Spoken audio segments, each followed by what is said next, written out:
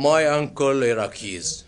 عمي العراقيين، التفتوا لرواحتكم، ترى لا أنا ولا غيري نفيدكم.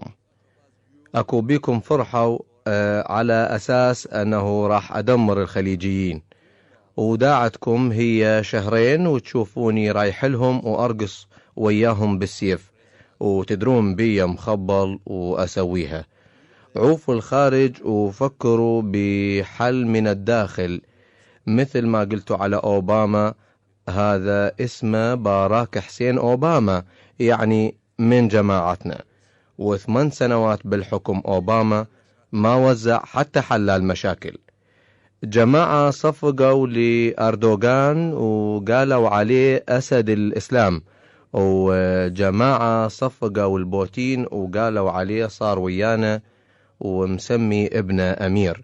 وتالي ما تالي أردوغان وبوتين قاعدين سوا ومصورين سيلفي وشربوا نرجيلة تفاحتين.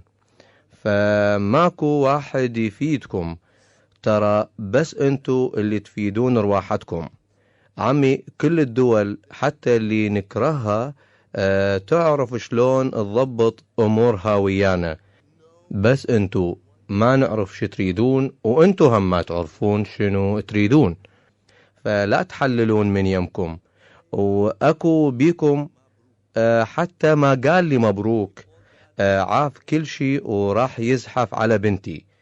هسه أنا شايف زحف على ابنية بالمنطقة، لو زحف على موظفة بنفس الدائرة. هاي بس بالعراق أنا شايف زحف عابر للقارات. حتى بنتي كتبت الخاص ممنوع.